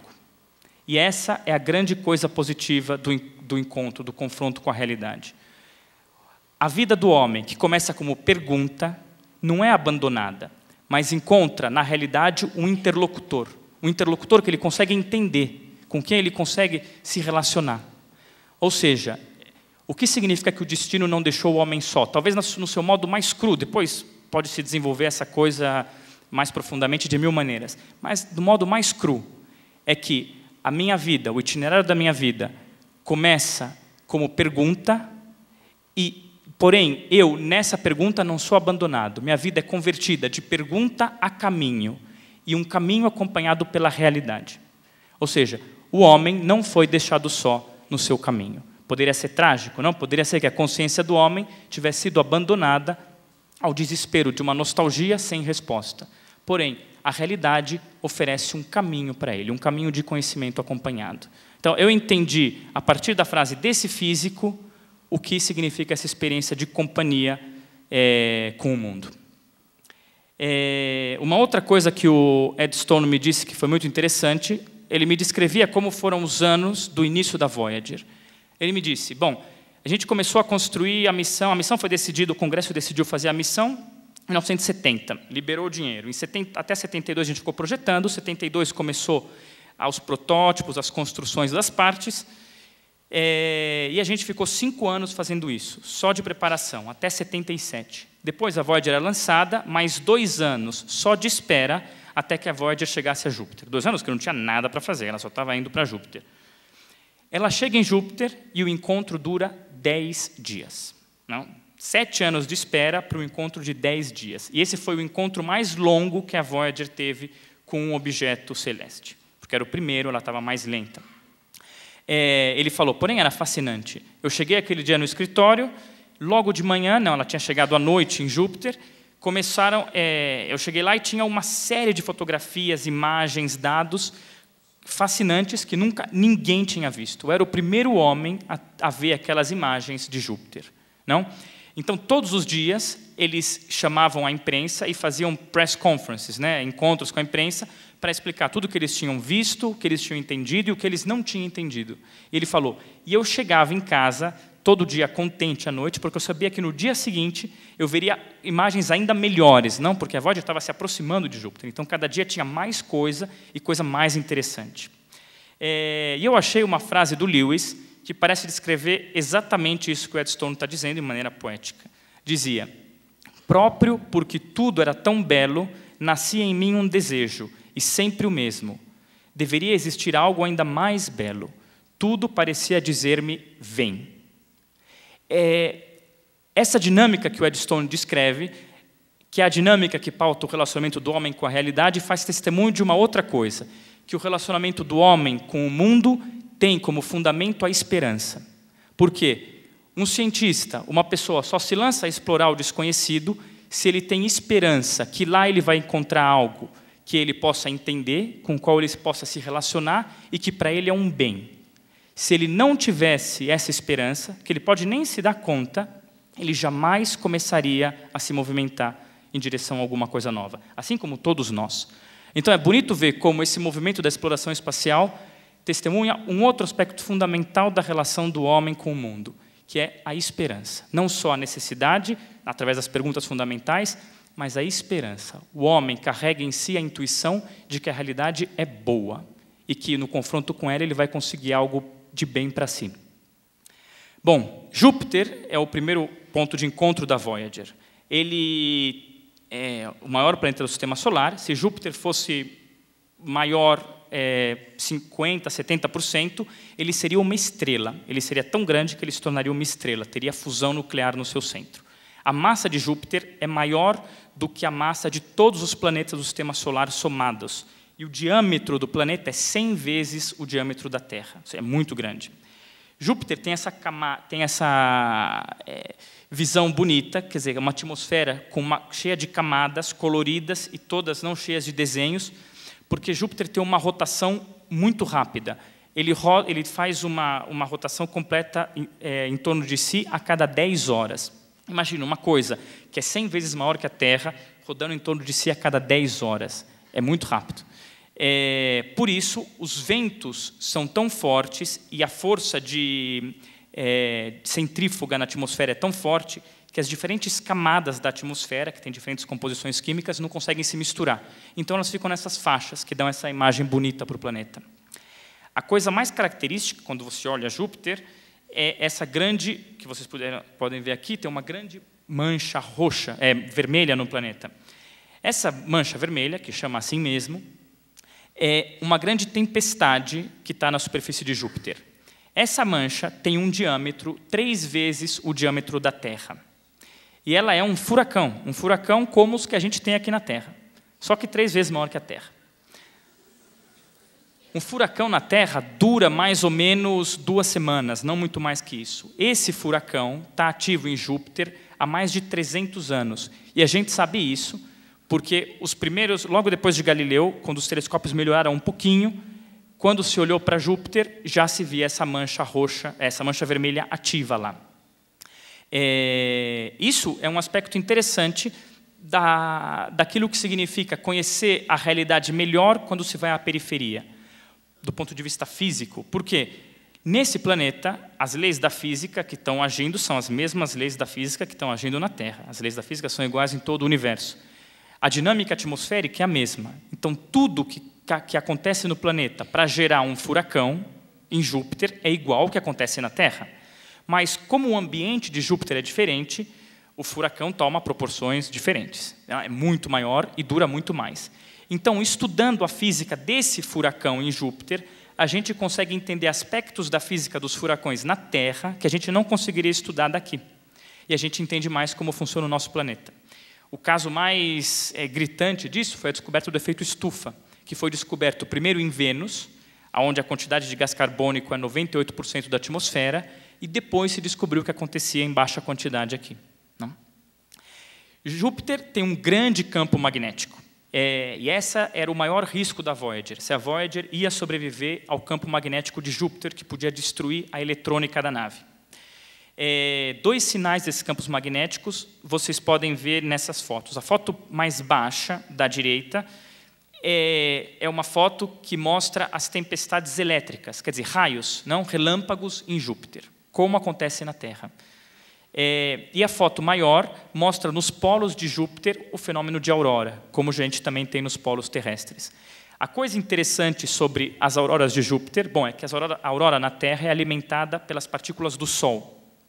A aurora de Júpiter é alimentada pelas partículas de uma lua próxima a Júpiter, chamada Io, que tem vulcões tão potentes que, quando esse vulcão explode, o material do vulcão não sobe só dezenas de quilômetros, 10 quilômetros, como acontece na Terra, mas sobe a centenas de quilômetros e sai da atmosfera. E, atraído pelo campo magnético de Júpiter, forma como um tubo que leva essas partículas da Lua até o polo de Júpiter. E, chegando em Júpiter, elas formam a aurora. Então, um mundo totalmente diferente. Essa é a Lua de cima que eu falei para vocês, Io. É o objeto geologicamente mais ativo do Sistema Solar. tem 10 vezes mais vulcões que a Terra, e como eu disse para vocês, os vulcões são muito mais potentes do que os da Terra. A velocidade de ejeção das partículas chega a ser a 300 vezes a velocidade de ejeção de partículas na Terra. E ela tem essa cor amarelada porque os vulcões são de enxofre, que é a coisa que é a maior componente da superfície da atmosfera desse planeta. A Lua que está embaixo, Europa, é outra lua muito interessante, porque ela é toda coberta de gelo, não? Por cima da camada rochosa da superfície, tem todo, é tudo coberto de gelo, como se fosse a Antártida, o planeta inteiro. E devido à atração gravitacional de Júpiter, de vez em quando, esse gelo se rompe e emerge do fundo da superfície água, que a gente vê na forma dessas riscas, não? Amarronzadas. Ou seja, não só toda a superfície é coberta de gelo, mas toda a parte de baixo da superfície é um grande oceano. Então, as pessoas, os cientistas, fazem a pergunta sobre, se é necessário água para surgir a vida, por que não ali? E, de fato, hoje saiu o anúncio da NASA de que a próxima grande missão da NASA vai ser levar uma sonda para pousar na superfície de Europa, não? E aí a gente vai poder tirar uma foto de Júpiter visto assim, não? O segundo ponto de encontro da Voyager na sua viagem é Saturno. Saturno é talvez, para quem já olhou no telescópio, é o planeta mais bonito do Sistema Solar, por causa dos anéis, não? Como vocês podem ver na foto, os anéis de Saturno têm basicamente uma espessura, uma largura comparável ao diâmetro do planeta, 8.000 quilômetros. A origem dos anéis de Saturno é porque, provavelmente, uma lua, Saturno tem muitas luas, assim como Júpiter, não, dezenas de luas, uma das luas não se formou. Teve alguma colisão com algum objeto ou não deu certo, não se formou e os pedaços dessa lua ficaram orbitando o planeta. Como os pedaços tinham diferentes tamanhos e diferentes composições químicas, então tinham pesos diferentes, eles foram com o tempo se organizando ao redor do planeta, né, classificados por tamanho e peso, e formaram essa estrutura com mais de uma centena de anéis, que parece feita, calculada, belíssima. A lua mais interessante de Júpiter é Titano. Titano é interessante, essa lua verde que vocês veem à esquerda, porque ela tem uma atmosfera basicamente composta de nitrogênio e metano. Nitrogênio e metano era a composição da atmosfera da Terra primordial. Antes que surgisse a vida na Terra, e aí o metano fosse usado não para os seres mais jovens, mais primários, e depois o oxigênio fosse produzido pelas plantas, pelas primeiras plantas, a atmosfera da Terra era exatamente como o Titano. Então, aqui também se coloca a pergunta sobre a questão da vida. E Titano é muito interessante porque a Terra é o único lugar do Sistema Solar onde existe uma substância em 3 estados, líquido, sólido e gasoso, a água. Em Titano, quem é assim é o metano. Então, em Titano tem o ciclo do metano, tem nuvens de metano, chuva de metano. Metano é gás natural. Né? Chuva de metano, lagos de metano, rios de metano, oceanos de metano. É um mundo quase como uma cópia da Terra feita de metano. Eu quero mostrar para vocês agora um vídeo breve com as imagens reais que a Voyager e outras sondas fizeram de Júpiter e Saturno, que é realmente uma coisa belíssima para a gente entender a maravilha da qual a gente está diante.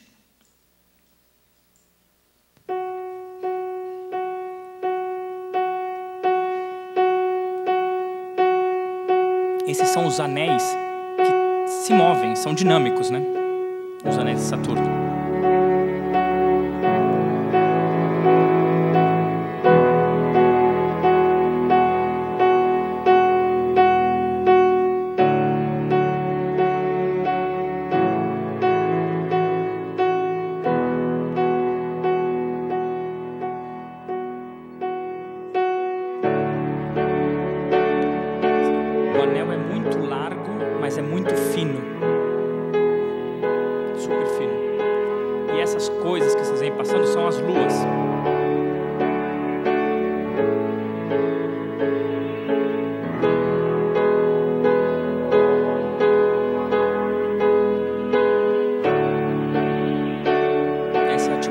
poeira de Saturno.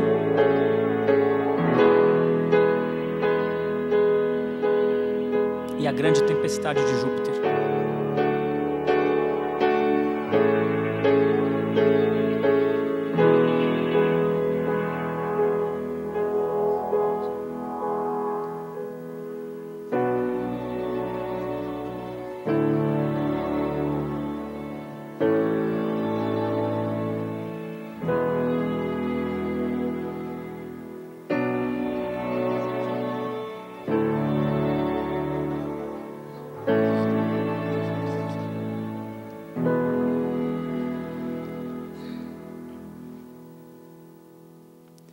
O primeiro sentimento que a gente tem diante de uma coisa dessas é de maravilha. E, de fato, a função, se a gente pode dizer assim, dessas perguntas fundamentais que o homem tem é de escancarar o homem, a sua razão e o seu coração para perceber a maravilha da realidade. Não? E é através dela que o conhecimento pode começar. É só através de um maravilhamento, de um início de afeição pelo mundo que eu posso conhecer o mundo. Para encerrar, os últimos 2 planetas que a Voyager visitou, Urano e Netuno. Eu vou falar pouquíssimo deles, que é para dar a impressão do que foi o encontro da Voyager com eles. Imagina que a Voyager viajou 10 anos para chegar nesses planetas. Viajou 30 vezes a distância Terra ao Sol, que é basicamente mais ou menos 2 a 3 bilhões de quilômetros. E ela ficou em contato com Urano só por um dia, 20 horas mais ou menos, e com Netuno por 12 horas, porque a velocidade dela já era tão alta. E mesmo assim, quase tudo que a gente sabe sobre esses planetas vem desse rápido encontro da Voyager com eles. Então, para mostrar a relevância e o valor de uma missão como essa. O que significa que a Voyager chegou no fim do Sistema Solar? Bom, essa é uma foto do Sol. Como a gente sabe que a Voyager chegou no fim do Sistema Solar? Essa é uma foto do Sol, onde o Sol foi tapado. E a gente vê só o que está em volta dele, só, digamos, a atmosfera do Sol. E a atmosfera do Sol é formada por partículas, elétrons, prótons, que são expelidas nesses raios que são formados por campo magnético. E eles formam como um vento solar que percorre todo o Sistema Solar e preenche o Sistema Solar. Basicamente, define a atmosfera do Sistema Solar. Esse vento vai se propagando no Sistema Solar e, a um certo momento, ele encontra o vento que vem de uma outra estrela. Ele vai se enfraquecendo conforme ele se afasta do Sol e tem um ponto em que os ventos da outra estrela e do Sol têm uma força similar e forma como que um ponto de choque. Esse ponto de choque é chamado de heliopausa. É onde termina o Sistema Solar, é onde a influência do Sol na galáxia deixa de ser relevante. Basicamente, vocês têm o desenho aqui. Isso é um desenho feito, né, à mão, mas se vocês observarem outras estrelas, isso é uma foto real, você vê uma estrela com como que uma frente de choque, não? O vento dela se chocando com o vento que vem de outras estrelas da galáxia e formando essa barreira. É essa barreira que a Voyager cruzou. Ela tem forma de cometa porque o Sol, assim como as outras estrelas, estão se movendo. Então, forma uma cauda, né, de vento em torno e atrás delas. E a Voyager, quando cruzou essa barreira, ela mediu esse gráfico da esquerda, quer dizer, ela começou a medir as partículas vindas da outra estrela crescerem, que são partículas de um tipo diferente, na verdade, de uma energia diferente, e as partículas do Sol caírem, partículas de mais baixa energia. E aí se descobriu que a Voyager tinha chegado no espaço interestelar. Eu tinha falado para vocês que a próxima fronteira ia demorar 10 mil anos para chegar. E a próxima fronteira é aquela nuvem de gás, na verdade de gás não, nuvem de detritos, de cometas, de meteoros, que está naquele desenho superior à direita e envolve o Sistema Solar a uma grande distância. É como o material que sobrou da gênese do Sistema Solar. Como as luas sobram em torno do planeta, como resultado da formação dele, no Sistema Solar sobrou essa nuvem, que é da onde vêm os cometas, não? E muitos meteoros. Uma nuvem muito distante. Para chegar até lá, que é a próxima fronteira, demoraria a Voyager cerca de 10 mil anos. Isso sendo que a Voyager é o objeto mais rápido feito pelo homem. Ela viaja 3 vezes a distância Terra-Sol, ou seja, 500 milhões de quilômetros por ano. E ainda assim demoraria tudo isso. Por isso que ela é talvez a última fronteira cruzada. Quando a Voyager chegou, passou da órbita de Urano e Netuno, os cientistas se deram conta que era a última chance que a gente teria para observar o sistema solar de fora. Depois disso, a Voyager está muito longe e não ia ser mais possível fotografar o sistema solar. E eles fizeram essa foto, quer dizer, seguiram cada planeta e foram tirando a foto de cada um deles. Obviamente, a mais marcante foi a foto da Terra, que foi chamada de pálido ponto azul, que é essa imagem que vocês veem aí. Essa é a Terra vista da órbita de Netuno, além da órbita de Netuno, ou seja, 30 vezes a distância Terra-Sol. Esse risco que vocês veem no meio é um raio de sol que difratou durante a fotografia, então manchou a câmera.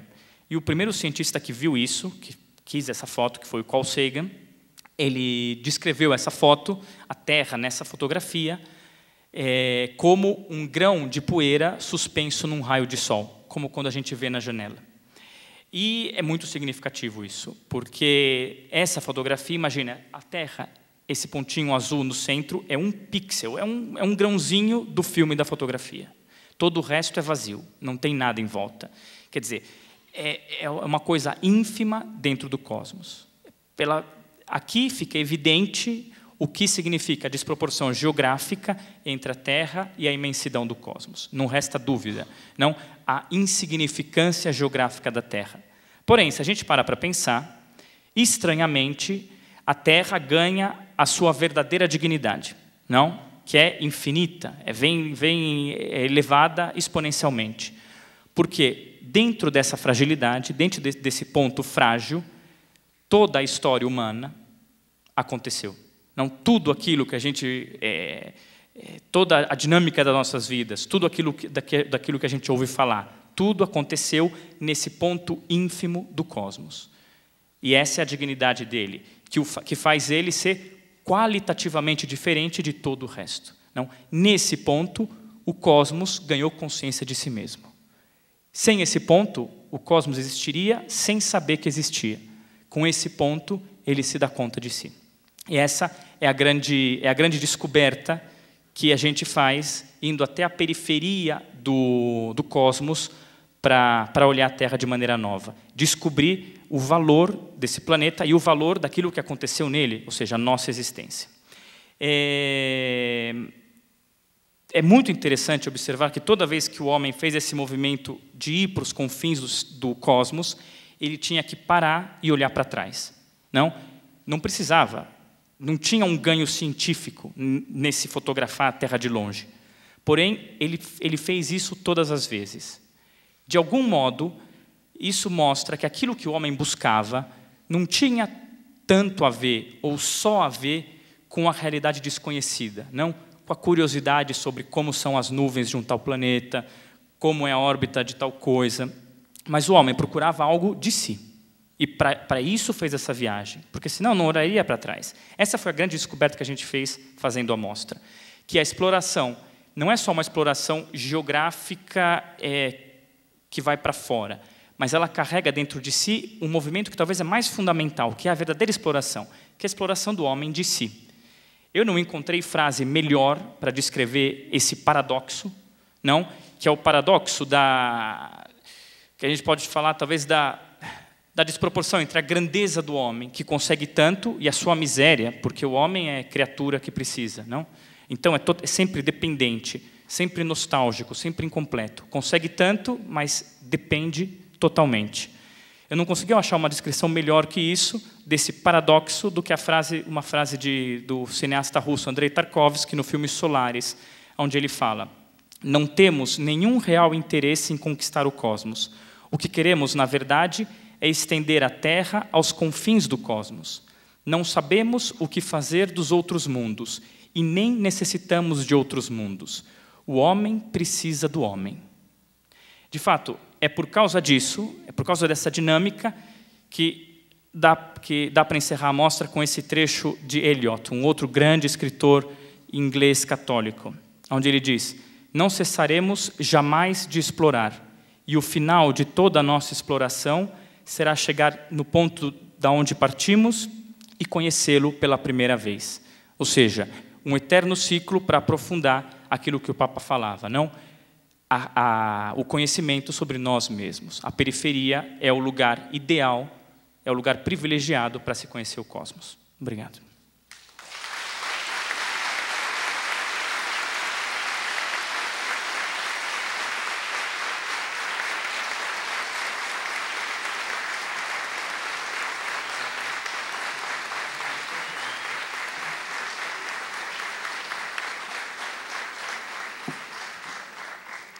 Do ponto de vista científico, ano passado tive a oportunidade de conhecer um cientista chamado Yves Coppin. É um paleontólogo francês muito famoso. Ele foi um dos responsáveis pela descoberta do esqueleto Lucy, que é o esqueleto humano mais antigo conhecido. Ele dizia, não, em francês tem uma coincidência de palavras, que também tem em português, mas ele dizia em francês porque era a língua dele, né? Sentido, no sentido de tempo, as coisas se sucedem numa certa direção temporal, e sentido no sentido de significado. Ele estabeleceu essa relação entre essas duas palavras porque ele dizia: não existe nada a priori na ciência que obrigue a sucessão das espécies na evolução terem seguido uma ordem tal qual elas seguiram. Não existe um princípio que constringe, que restringe a sucessão a ser como ela foi. Ela aconteceu assim. Ele falou: então, é impossível, diante de uma tal sucessão cronológica, ordenada, que, porém, tem uma ordem clara, ela segue uma direção de aumentar a complexidade. Os seres mais novos, surgiram depois na evolução, são mais complexos que os seres que surgiram primeiro. O fato de existir uma sequência que tem uma lógica, uma evolução lógica, é indício também para ele dizia, de que existe um sentido como significado das coisas. Quer dizer, as coisas se sucedem em tal modo porque no fazer isso, nessa dinâmica, revela-se um sentido. Está escondido um significado. Para perceber isso, é necessário uma lealdade da razão, no sentido de que o homem é científico na sua observação da realidade. Um homem de fé tem uma vantagem, eu acho, quando ele se confronta com esses aspectos, com essas questões científicas, porque ele começa a sua busca a partir de uma hipótese positiva.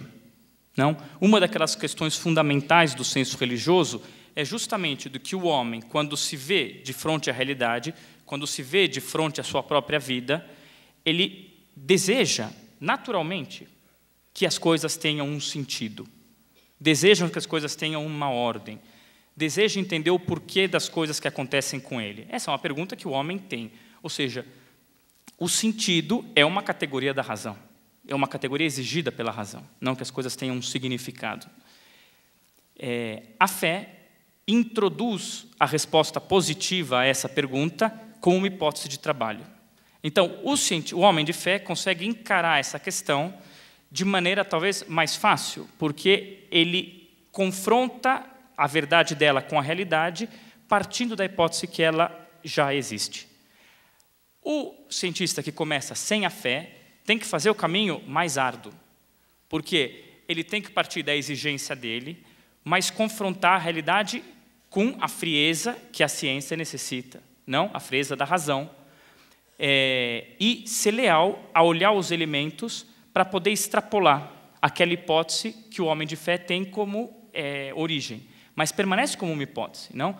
A ciência não prova nem pode desprovar a Deus.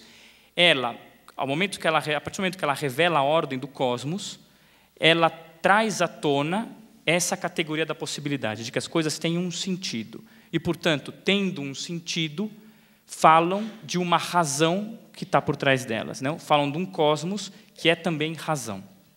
Então, eu diria que eu não refutaria que a ciência desprova Deus, ou diz que Deus não mostra que Deus não existe na evolução do seu trabalho.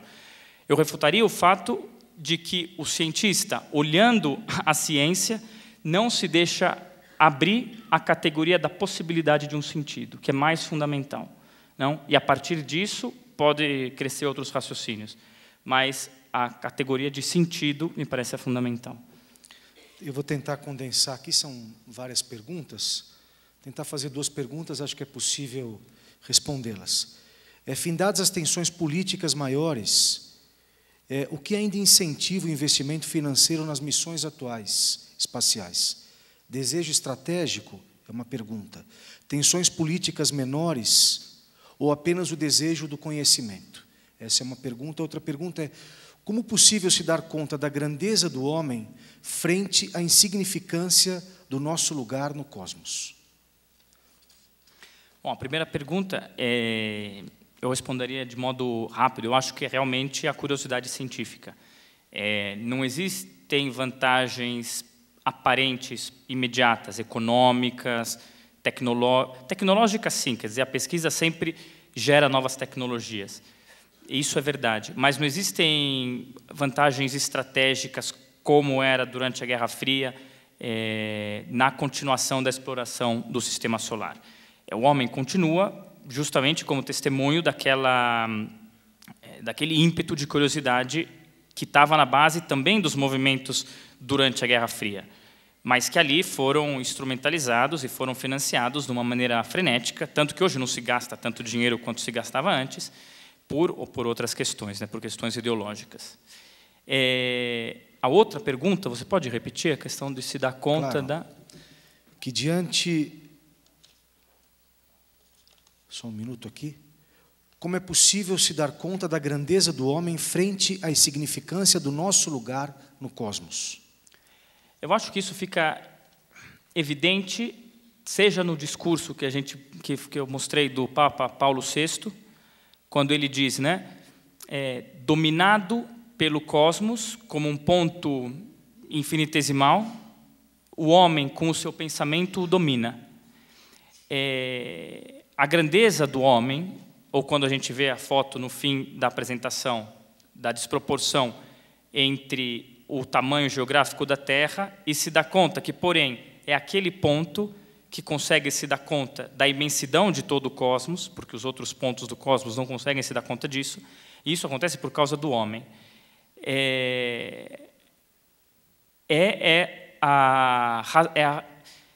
A dignidade do homem vem à tona nessa capacidade da sua razão de compreender o cosmos e de se relacionar com ele.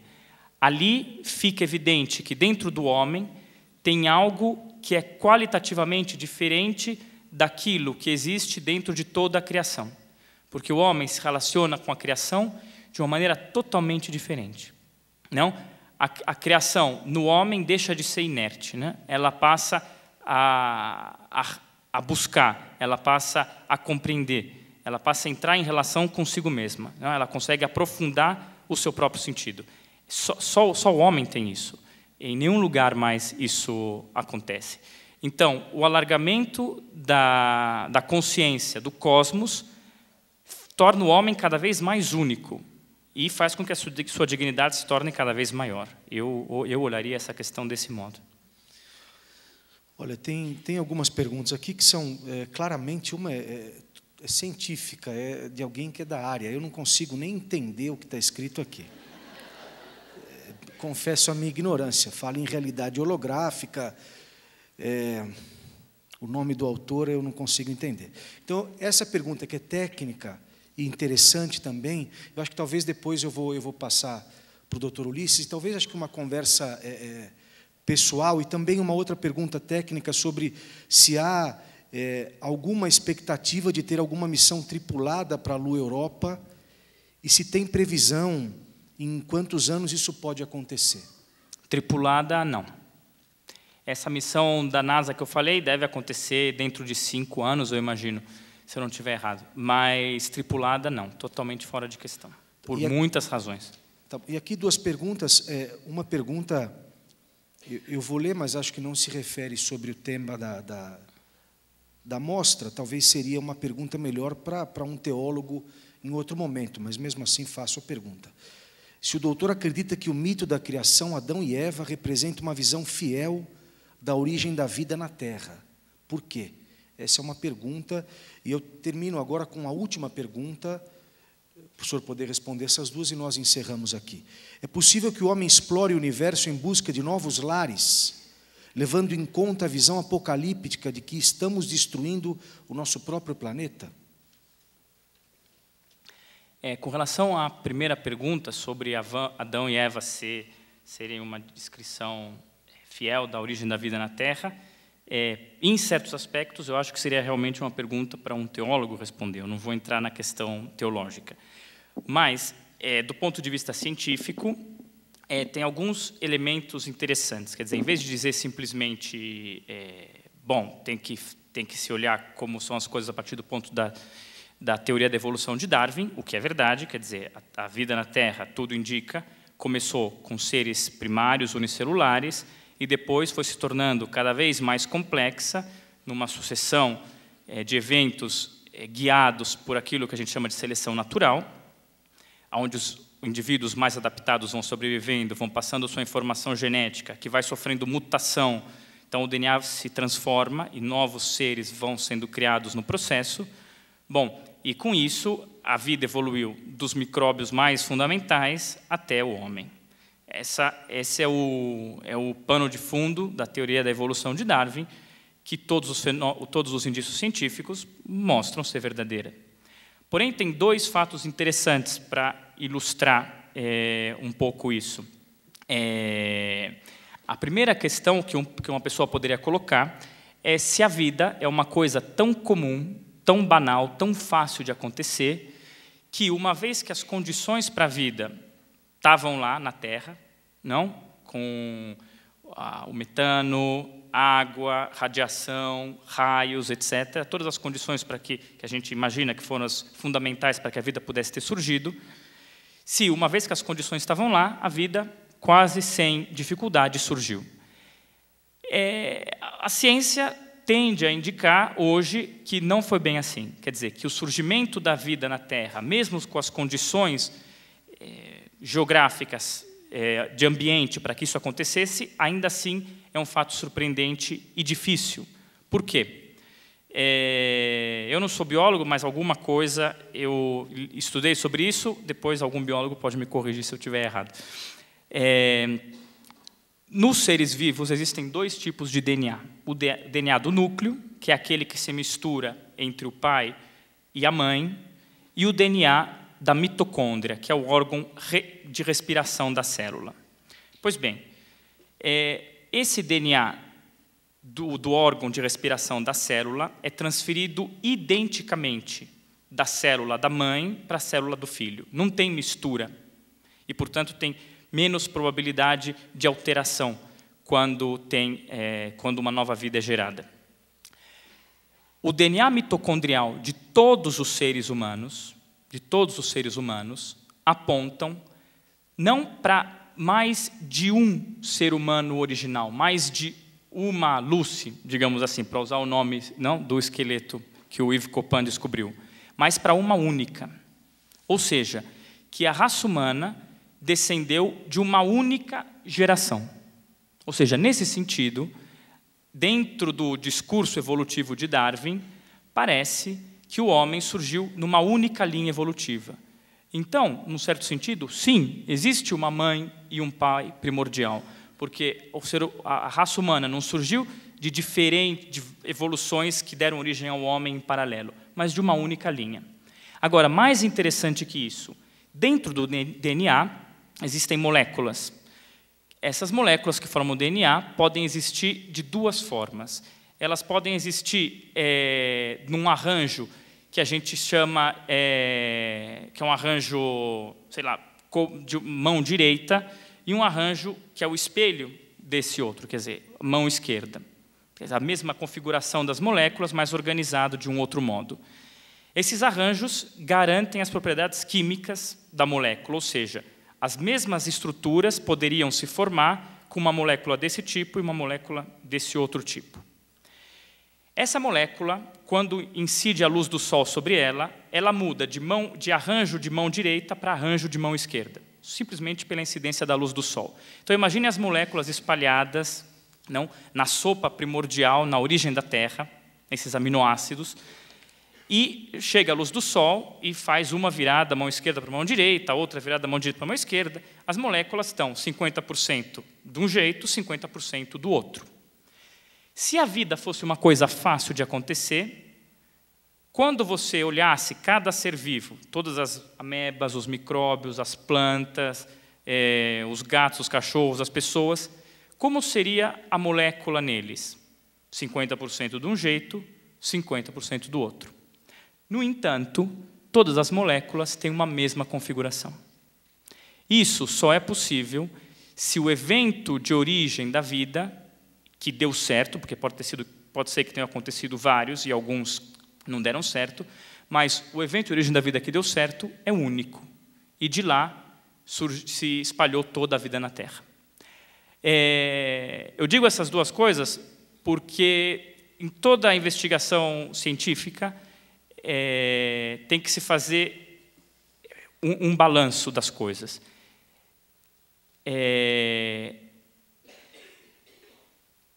Se a vida surgiu na Terra, tinham as condições para o surgimento da vida na Terra, é importante se perguntar, para entender a relevância e o significado por detrás desse evento, do ponto de vista científico, quão fácil, como é o processo de formação da vida. Essa informação que eu dei para vocês agora mostra que o processo de formação da vida é extremamente raro e complexo. E que, se aconteceu com sucesso realmente uma vez só, é uma coisa de uma magnitude de importância incalculável. Isso não diz nada em si sobre o fato de se a vida, então, foi o desejo de um Deus ou não. Mas escancara o maravilhamento para o fato que a gente está diante de uma coisa que é, em si, muito especial. Que é, em si, muito especial. Eu acho que esse é o modo correto de se olhar. Quer dizer, não procurar logo dar uma descrição religiosa para o fenômeno científico e muito menos, com um desejo de explicar tudo cientificamente, colocar uma carapaça científica em torno de uma coisa que deve ser olhada simplesmente com a amplidão do maravilhamento. A verdade por detrás desse fato só pode ser conhecida se a razão se deixa tocar profundamente pela maravilha desse fato e entretém no seu pensamento todo o leque de possibilidades que são abertos a partir disso. Eu leria a questão assim. Bom, eu acho que nós chegamos aí ao final do nosso momento, até respeitando o horário que nós tínhamos combinado. Mas assim, só eu queria, de modo muito especial, agradecer a todos aqueles que hoje vieram aqui, que deram esse voto de confiança, esse evento, que foi preparado com muito carinho já há muito tempo. Agradeço as pessoas do vicariato que se colocaram à disposição para que isso acontecesse. Agradeço os organismos da Arquidiocese, o Jornal São Paulo, a Rádio 9 de Julho, o Secretariado de Pastoral e todos os organismos da Arquidiocese. Agradeço de um modo muito especial e carinhoso a Fapcom, que desde o primeiro momento abriu as portas, e não só abriu as portas, mas se colocou em parceria conosco. Esse trabalho não sairia se não tivesse junto conosco a Fapcom. E agradeço de modo muito especial ao professor Ulisses pelo carinho e pela disponibilidade desde o primeiro encontro que nós fizemos aí há um tempo atrás. Nós agradecemos de um modo muito especial a conferência e a experiência relatada pelo coração também do professor Ulisses, que se utilizou do seu coração também para viajar pelo espaço.